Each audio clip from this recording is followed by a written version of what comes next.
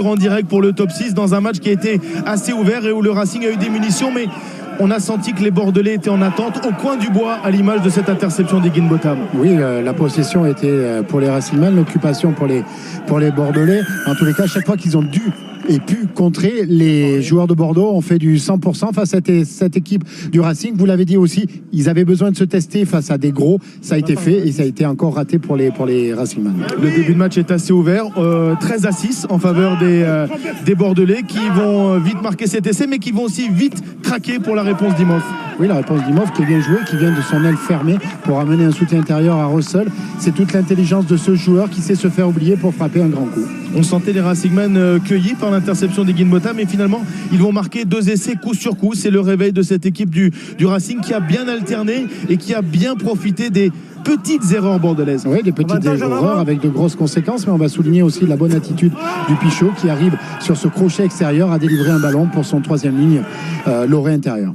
Voilà comment les Racingmen de Finn Russell, de Dupuchot et oui de Venceslas Loré mènent à ce moment-là du match 20-13, mais on sent que c'est un match avec beaucoup d'envie, beaucoup d'animation, notamment autour de Mathieu Jalibert et quasiment sur le fil à la fin de cette première période. C'est Bordeaux qui va marquer cet essai par Woki. Oui, on sent la mainmise de Mathieu Jalibert sur cette rencontre dans son jeu au pied où il a pratiquement fait ou un 100% ou peut-être il a loupé une pénalité. On l'a senti sur cette action qui remonte jusqu'à 4-5 temps de jeu que son alternance a été bonne entre porter le ballon et trouver les extérieurs. Et là, il trouve Woki pour marquer cet essai.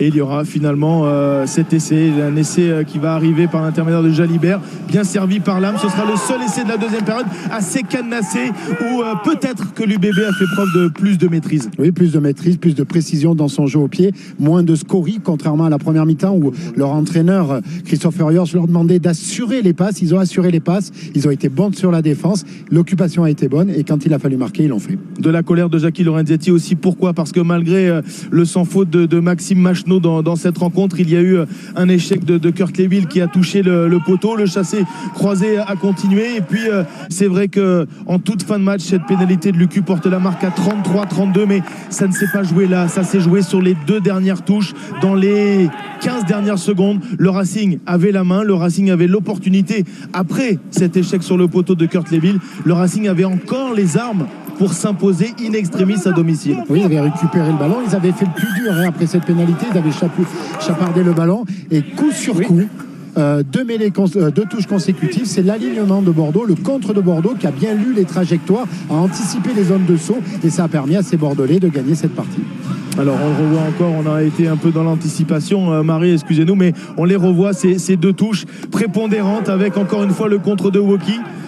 Premier échec, 2e chance.